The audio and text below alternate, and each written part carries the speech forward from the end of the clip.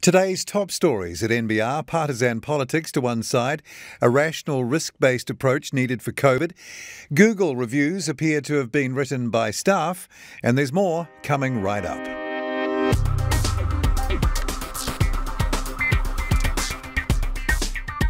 Kia ora and welcome to NBR Today, a wrap of the day's top business stories from the authority in New Zealand business news since 1970, nbr.co.nz.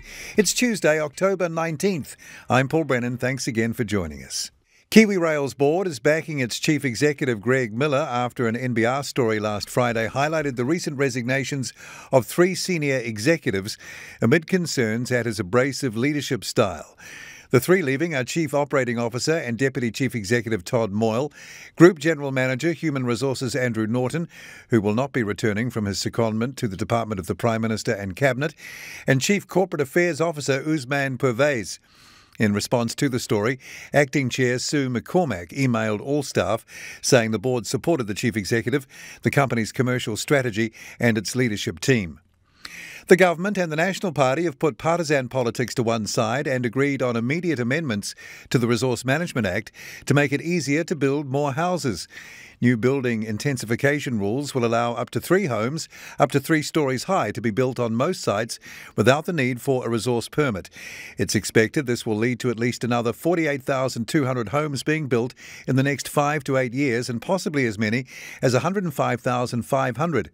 Joining NBR's political editor Brent Edwards was National's housing spokesperson Nicola Willis. National has for many years argued that restrictive planning laws and land use restrictions have held back housing development. So we wrote to the government at the beginning of the year and offered to work with them on urgent reforms to address those issues. We've subsequently put forward our own proposals. So we were very pleased when Ministers Woods and Parker wrote to me and said, well, let's actually work together on this. So it's been a few weeks in the making. National's housing spokesperson Nicola Willis with Brent Edwards there. Fletcher Building Chair Bruce Hassell has called for a rational risk-based approach from the government and a rollout of rapid antigen testing in the campaign against COVID-19. In speech notes for the company's annual meeting this afternoon, Hassell said Fletcher welcomed the government's signal that unvaccinated people would face restricted access to travel and other activities. I strongly believe the most effective way to convince people to get vaccinated is a nationwide vaccine passport, he said. On October 5th, Prime Minister Jacinda Ardern announced Cabinet had approved the use of vaccine certificates in New Zealand, but how they would be applied was the subject of ongoing work. The certificate would be available as a printed document or in digital form on a phone and would begin to be used in November. Australia, and to a lesser degree New Zealand, are littered with companies where the owners are retiring and seeking a new home for their business, DGL Group founder Simon Henry says, and the company's skyrocketing share price, now at $3.09 from its $1.10 listing price in May, is helping fund DGL's flurry of acquisitions.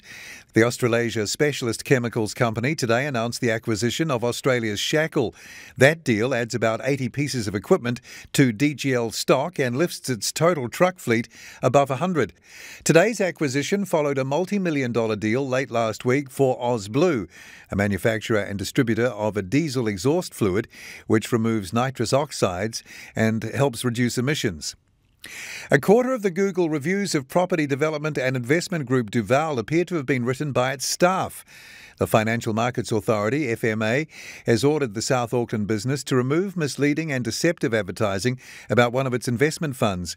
Of 46 Google reviews of Duval Group, 11 were posted by people with the same names as Duval employees featured on its website. All these reviews were 5-star. Competition watchdog, the Commerce Commission, confirmed it had received a complaint about Duval Group alleging misleading reviews in September. The full details of those stories and more are at nbr.co.nz right now. Tomorrow at NBR, details of one of Rob Everett's final public appearances as FMA Chief Executive and a new initiative aimed at addressing the gender pay gap. I'm Paul Brennan. I look forward to being with you again tomorrow from around lunchtime for the morning's NBR trending stories. Then same time, same place, right here from 5:30 tomorrow for another NBR Today.